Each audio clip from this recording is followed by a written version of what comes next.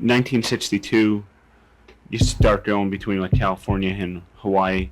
You teamed with Johnny Walker for a little bit, I guess. Yeah, teamed with him, just not a whole lot, but Hawaii became a very big part of my life. Both my daughters live in Hawaii. I have what they call Hapahali grandchildren, which means half Caucasian, half could be Polynesian, Japanese, Chinese, Korean, whatever it is, And so my grandson is in the Navy right now, and it's cute because he looks more like me, and his name is Wong. So here's this guy comes in, Kalika Wong, and here comes this guy. I mean, he doesn't look like a Chinaman or anything, or any, just blonde, blue-eyed.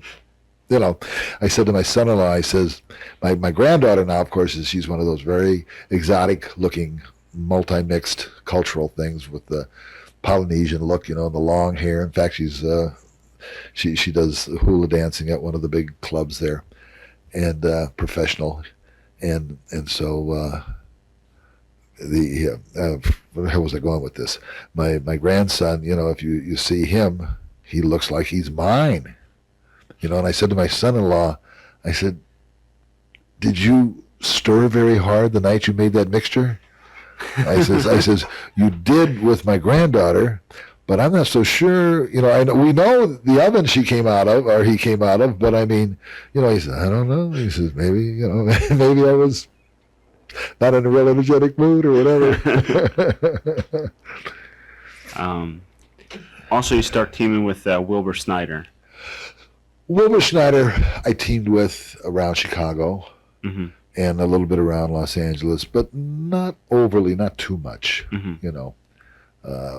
because he was originally from Southern Cal himself, and Hawaii, you said, has a big influence on your life. Well, because I enjoyed it so much, and my daughters enjoyed it so much. I went back there. I went there 62. I went back 63, 64. I just went back all the way up to like almost 19 until around 68. Yeah, right. And then I went down to Georgia back in 68. But I mean, and so it was you didn't save any money there, but who else could go take a 4 or 5 or 6 month vacation? The average person had to come home and pay for the trip. The millionaires couldn't stay there long because they had to come back and watch their money. So who was the small segment of people who could go to Hawaii for 6 months? Not make anything, but oh boy, what a profit. I mean, my daughters, kiddingly, they told me that one time, they says, you know what, Dad, we were talking, the two of us, the two girls, and they says, and we didn't realize that when we first went, the one was, I already told you about the long trip with the little kids, right? When we were on the airplane going to Hawaii, and we were sitting in there, and my oldest little girl, the 4.5-year-old was sitting across the aisle, and the little one was sitting in between us on this side, and the couple sitting next to my daughter said to my daughter, they says, where's your home? And my daughter went, right here. So how prolific from a 4.5-year-old to realize home is here and here, and if the love is there, that's home. And it was funny because the two adults looked at us and we looked at them, and there was nothing for anybody to say. I mean, it was that simple. So my daughters realized, they told me after they, growing up, they said, we didn't realize that every day we just put on our little bikinis and we just went to play in the water and on the sand, and that was just our playground with our parents sitting there, and this is the most desired playground in the world, but we didn't know that at that time, So that's needless to say, the two of them still live in Hawaii, and the grandchildren are, like I said, the mixture and the whole thing. So it's nice. Who was the promoter at the time? Ed Francis. Ed Francis was a wrestler, and he had spent a lot of time from back in the Midwest and up in Oregon, and he went over there and he bought the promotion from a fellow by the name of Al Karasik, who had been there for a number of years through the war, I guess, I don't know, but so Ed was the promoter, and I had a good rapport with him, enjoyed him very much. Lloyd Blears, of course, who had already moved there, he used to do the television for Ed Francis. I guess King Curtis Iaukea was there. Oh, yes. The King. Truly another of the Damon Runyon true character personality people. Absolutely bizarre. I mean, in fact, I saw him last fall when I was on my way back from Japan, and he was, his persona was so strong back then. He would fit into what they're doing on TV today. He is and always was the personality that just unbelievable. I mean, he'd get himself in trouble with girls and hookers and wives and fights and everything else, and he was just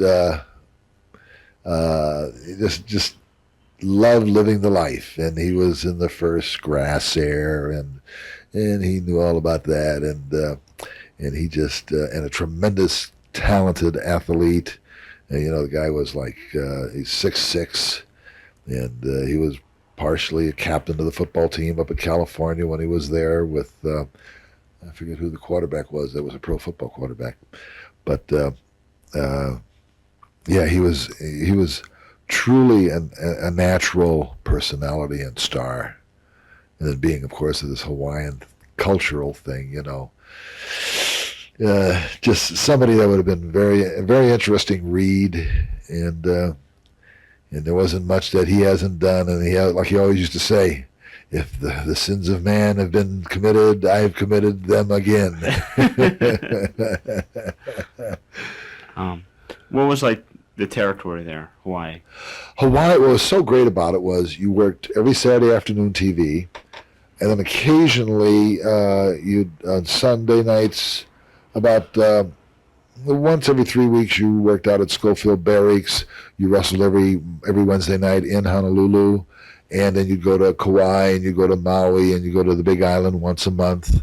And and you might not make a lot of money, but then again, like who else could take their family and have a 6-month vacation in Hawaii? So that if you came back didn't save any money, but my God Almighty, what a beautiful trip it was. To my daughters, like they said, "Oh, Dad, we're so glad that you did what you did with us. You know, here we are. You know."